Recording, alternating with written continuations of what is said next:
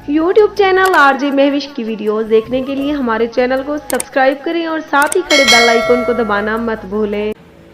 बिस्मिल्लाहिर्रहमानिर्रहीम, अस्सलाम वालेकुम। उम्मीद है मेरे तमाम देखने वाले बहन भाई खैरियत से होंगे और मेरी हालत भी आज आप सबके सामने है। कल मेरी वीडियो नहीं आई, रात काफ़ी बहन भाइयों ने कमेंट्स किए कि बाजी आप अपनी खैरियत के बारे में आगाह करें, खैरियत तो है। परसों रात को मायरा की बहुत ज़्यादा तबीयत ख़राब हो गई, इतना तेज़ उसे बुखार हुआ, 102 से भी ऊपर बुखार था। मायरा बेहोश होके पड़ी थी। परसों वाले दिन दोपहर को मैं दवाई लेके आई थी, लेकिन उस टाइम तो बुखार कम हो गया, लेकिन शाम को शदीद बुखार हुआ काफ़ी। मायरा को दवाइयाँ वगैरह खिलाने के बाद जब बुखार कम नहीं हुआ तो आपको पता है इतनी परेशानी इस मोड़ पर आकर इस बंदे ने, मेरे शौहर ने मुझे दी ना, कि मैं आज रोती हूँ तो रो नहीं सकती और हंसती हूँ तो हंस नहीं सकती। और यहाँ पर काफ़ी बहन भाइयों ने भी मुझे कहा कि बाजी आपने शादी करके गलती की। भाई गलती तो मुझसे हो गई, अब उसकी सज़ा आप मुझे तो ना देना। एक तो मैं वैसे ही इतनी मुश्किलात और परेशानियों से इन दिनों गुजर रही हूँ, ऊपर से जो बहन भाई मुझे कहते हैं कि बाजी आप शादी करके गलती की, शादी करके आप बहुत ज़्यादा आपने गलत किया, तो मुझे ऐसे लगता है कि आप लोग मेरे ज़ख्मों पर नमक डाल रहे हैं। इसीलिए मैंने वीडियो में पहले ही कह दिया था कि इंसान को अपने अच्छे और बुरे की तमीज़ हो तो इंसान कभी भी वो कदम ही ना उठाए। एक बार तो मैं कहती थी ना कि मेरी माँ ने मुझे छोटी सी उम्र में बेचकर गलती की थी, लेकिन दूसरी बार मैंने खुद ही कहा कि ये गलती मैंने बहुत बड़ी गलती की और जिसका खमियाजा शायद मैं जब तक जिंदा हूँ मुझे भुगतना पड़ेगा, या यही गलती शायद मुझे कब्र तक लेके जाए। तो मायरा की तबीयत खराब हुई, आपको पता है शौहर की तरफ से दी हुई जो मेरी पुरानी बाइक थी वो भी उसने वापस ले ली और कार भी अपनी ले ली। तो शाम को तकरीबन 9-10 का टाइम था, हमारे पास सवारी नहीं थी। मैं रोती थी तो रो नहीं सकती थी और हंसती थी तो हंस नहीं सकती थी, इतनी मेरी बुरी हालत थी। जब मायरा को देखती थी तो मेरा दिल करता था कि मैं आज धाड़े मार मार कर रोऊं। तो जीशान को मैंने कहा कि अपने किसी जान पहचान वाले को कॉल करो और उनसे बाइक मांगो। 3 से 4 बंदों को जीशान ने कॉल की, लेकिन कुछ लोग कॉल नहीं उठा रहे थे और 1-2 बंदों ने कहा कि हम काफ़ी दूर हैं इस टाइम, तो जब आएंगे तो बाइक लेके आएंगे। मुझे कुछ समझ नहीं आ रहा था, मैंने परेशानी में जब मुझे कुछ समझ नहीं आया तो मैंने अपनी भांजी के घर कॉल की। मैंने कहा कि मायरा की तबीयत ख़राब है और मेरे पास सवारी भी नहीं है, रात की इस टाइम मैं क्या करूं। तो मेरी भांजी ने मुझे मशवरा दिया कि आप हेल्पलाइन यानी कि 1122 पर कॉल करो। हेल्पलाइन 1122 पर कॉल की तो उन्हें सारा मामला बताया कि मेरी छोटी मायरा की तबीयत इतनी ख़राब है, बुखार से वो बेहोश पड़ी है। तो अल्लाह का लाख लाख शुक्र अदा करती हूँ और यहाँ पर मैं अपनी हेल्पलाइन 112 के दफ्तर वालों की भी शुक्रगुजार हूँ, जिन्होंने बर वक्त तकरीबन 5 से 10 मिनट भी नहीं गुजरे थे, फ़ौरन वो लोग पहुँचे। जब उन्होंने आकर चेकअप किया, मायरा की हालत देखी तो उन्होंने फ़ौरन रेफ़र किया। उन्होंने कहा कि इसे हॉस्पिटल ले चलती हैं क्योंकि इसका जो टेम्परेचर है बहुत ज़्यादा है, बुखार शदीद है इसको। तो रात के 11 बजे हम 11:22 की गाड़ी पे डालकर मायरा को जो है ना प्राइवेट हॉस्पिटल लेके गए, क्योंकि सरकारी हॉस्पिटल मैं मुस्कान को ही लेके गई थी ना। तो उसके बाद मुझे अभी तक पछतावा है कि काश मैं सरकारी हॉस्पिटल में अपनी बच्ची को ना लेकर जाती तो शायद आज मुस्कान मेरे साथ होती। सो हम उधर लेके गए और वहाँ पे एडमिट करवाया। तकरीबन रात के 3 बजे तक हम वहीं एडमिट रहे। 4 बजे के करीब मुझे मायरा की तबीयत संभली तो हमें छुट्टी हुई। तो वापसी हमारा सवारी का मसला था, वापसी की सवारी नहीं थी और जब जीशान को भेजा काफ़ी देर रुलने के बाद सहरी का टाइम हो गया तो जीशान को एक रिक्शे वाला मिला और उसने भी कोट छुट्टे शहर से बाईपास तक आने के अच्छे खासे हमसे पैसे ले लिए। तो हमें पहली बार एहसास हुआ कि घर की सवारी जो होती है बहुत बड़ी नेमत होती है। इस तरह से हम मायरा को लेके आए। तो कुछ परेशानी और कुछ थकावट की वजह से मुझे कल खुद बुखार हो गया और इतना मुझे शदीद बुखार हुआ कि मैं खुद सारा दिन तड़पती रही। बात फिर वहीं पे आ जाती है, मुझे फिर से सवारी का मसला हो गया। अगर सवारी होती तो मैं भी दवाई लेने जाती। तो सारा दिन मैं रोती रही, रोते रोते फिर मैंने अपनी बहन को कॉल की और मेरी व्हाट्सअप जो है और मेरा मोबाइल जो है मेरे शौहर के पास अभी तक स्कैन है, क्योंकि इसने मेरा व्हाट्सअप और मोबाइल स्कैन किया हुआ था। उधर से जब इसने मैसेज सुने है कि इसको भी अभी बुखार है, रात मायरा की भी तबीयत ख़राब थी, तो इसने मुझे कॉल की तो इसने यही कहा कि इतनी मुश्किलों से गुजर रही हो लेकिन मेरे आगे हार नहीं मान रही हो। मैंने कहा मैंने हार नहीं माननी, अगर मैं किसी के आगे, किसी जुल्म और ज्यादती के आगे झुक गई तो फिर मैं जनूबी पंजाब की शेरनी तो नाना हुई। तो इसने मुझे कहा कि अगर मुझसे सुलह करना चाहती हो तो मैं बाइक भी लेकर दूंगा और मैं सुलह के लिए मेरी चंद शराइत हैं और आप खुद समझदार हैं आप लोग, शराइत पर ज़िंदगी तो नहीं गुजारी जा सकती। मैंने इसको यही कहा कि शराइत पर ज़िंदगी नहीं गुजारी जा सकती। जब मैंने तुमसे निकाह किया था, शादी की थी, तो मैंने तुमसे एक जोड़े की भी डिमांड नहीं की थी।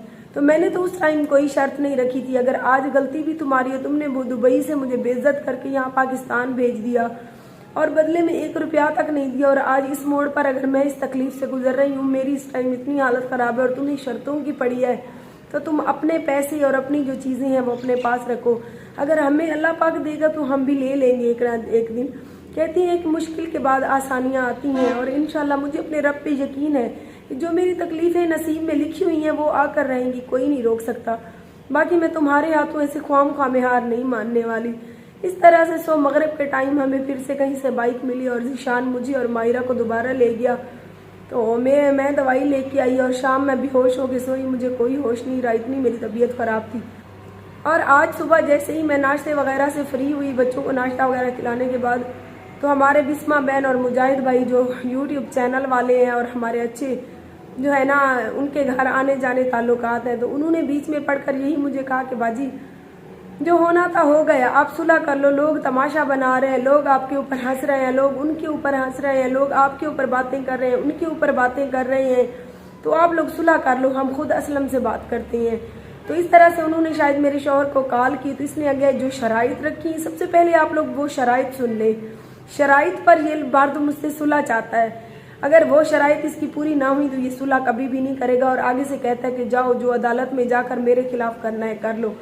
पहली जो इसकी शर्त है वो ये है कि मैं तुम्हारे घर का जिम्मेदार नहीं हूँ, तुम्हारे घर के पर्दे और जो भी काम रहता है वो जब मेरा दिल करेगा, जब मेरे पास पैसे आएंगे तो मैं करवा कर दूंगा, अगर नहीं तो फिर तुम मुझसे डिमांड नहीं करोगी इस चीज़ की।